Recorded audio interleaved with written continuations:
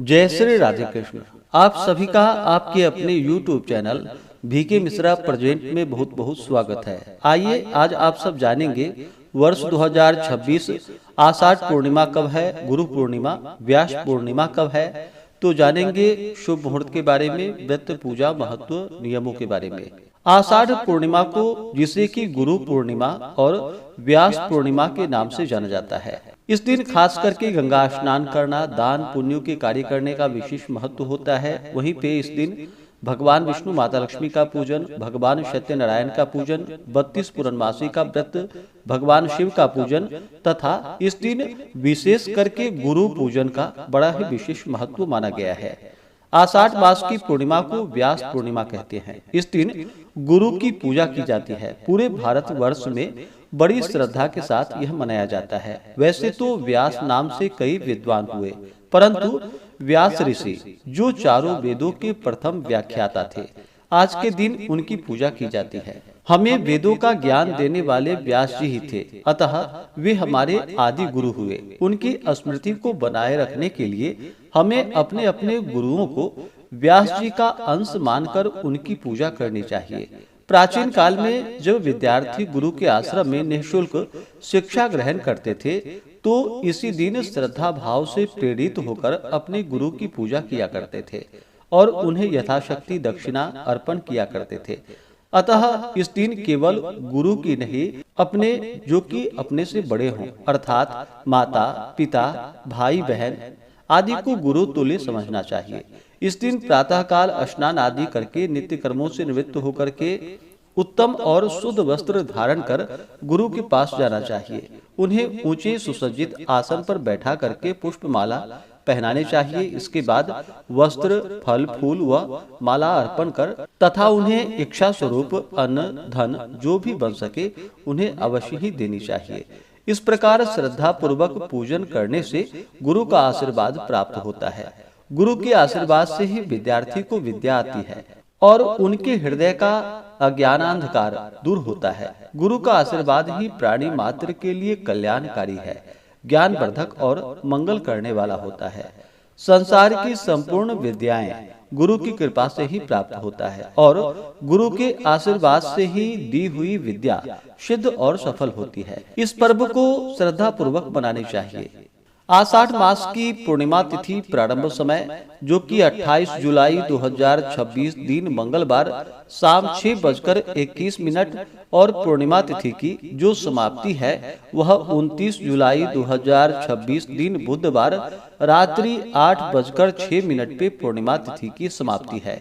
तो इस बार चंद्रोदय व्यापनी के अनुसार भी और सूर्योदय व्यापनी के अनुसार भी जो कि 29 जुलाई 2026 दिन बुधवार को समय प्राप्त हो रहा है। तो सभी इस दिन गंगा स्नान, दान पुण्यों का कार्य, भगवान सत्यनारायण का पूजन, भगवान विष्णु, माता लक्ष्मी, भगवान शिव पार्वती का पूजन और व्यास पूजन, गुरु पूजन आदि का कार्य जो कि 29 जुलाई 2026 दिन सोमवार को इन कार्यों को करेंगे। 29 जुलाई को ब्रह्म मुहूर्त का समय सुबह 3:47 से सुबह 4:35 तक होगा। सूर्योदय का समय सुबह 5:23, सूर्यास्त शाम 6:45 होगा।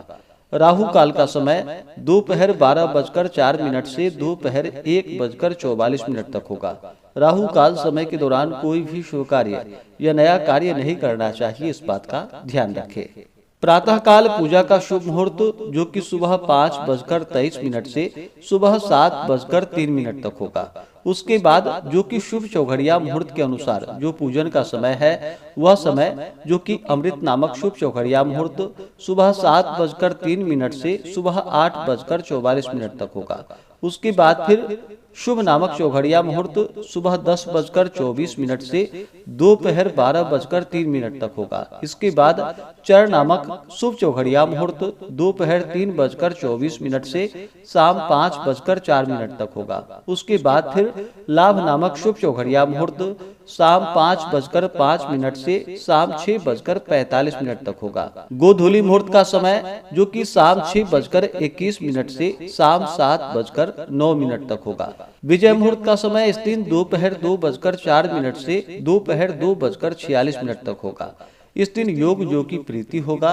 रात्रि 11:57 तक उसके बाद आयुष्मान योग होगा। नक्षत्र उत्तराषाढ़ा होगा। दोपहर 3:38 तक उसके बाद श्रवण नक्षत्र होगा। तो इस दिन जहाँ तक बन सके प्रातः काल उठ करके नित्य क्रियाओं से निवृत्त होकर के गंगा नदी में जाकर के स्नान करें। वहाँ पे स्नान नहीं कर पाते हैं तो घर के नहाने के पानी में ही थोड़ा सा गंगा जल मिला करके स्नान करना चाहिए। स्नान करते वक्त वरुण देवता का ध्यान करें, माता गंगा का स्मरण करें और फिर स्नान करें। इसके बाद शुद्ध वस्त्र धारण करके भगवान सूर्य नारायण को अर्घ्य प्रदान करें और अपने इष्ट देवता कुल देवता आदि की पूजा करें। इसके बाद जो भी व्रती हैं, व्रत को धारण करने वाले हैं, चाहे 32 पूर्णमासी का व्रत हो, भगवान सत्यनारायण का पूजन हो या भगवान लक्ष्मी नारायण भगवान शिव जी का पूजन करते हो, वो व्रत आदि को धारण करे और दिन भर उपवास रह करके विशेष प्रकार से जो कि शाम के समय में भगवान सत्यनारायण का पूजन करे। जो भी 32 पूर्णमासी का व्रत धारण करते हैं वह भगवान शिव जी का पूजन करे, साथ में माता पार्वती, भगवान विष्णु, माता लक्ष्मी की पूजा करे और शाम को चंद्रोदय होने के बाद चंद्र देवता को अर्घ्य प्रदान करने के बाद यह व्रत पूर्ण माना जाता है। और जो भी गुरु पूजन आदि करने वाले हो वो सभी दिन में ही इन कार्यों को कर ले या शाम के समय में भी आप इन कार्यों को संपन्न कर सकते हैं। इस दिन शुद्ध और सात्विकता का पालन करें। तामसिक वस्तुओं का, नशीले पदार्थों का सेवन बिल्कुल भी ना करें। जहाँ तक बन सके इस दिन ब्राह्मणों को भोजन करवाए, ब्राह्मणों को दान और दक्षिणा दे, गरीबों की सहायता करे, अपने गुरु का पूजन करे, गुरु से आशीर्वाद प्राप्त करे तो बड़ा ही पुण्य फलदायी होगा। तो आशा करता हूँ कि यह जानकारी आपको अच्छा लगा हो। इसी प्रकार से ज्ञानवर्धक जानकारियाँ प्राप्त करते रहने के लिए, व्रत पूजा के बारे में जानने के लिए, कथा को सुनने के लिए चैनल पे अगर आप पहली बार आए हैं तो चैनल को लाल बटन दबा करके सब्सक्राइब करें, साथ में बेल आइकन घंटी को दबाएं ताकि आने वाली वीडियो का नोटिफिकेशन आपको समय से मिलता रहे। वीडियो को लाइक करें, शेयर करें। सुखी रहें और स्वस्थ रहें। जय श्री राधे कृष्ण। धन्यवाद।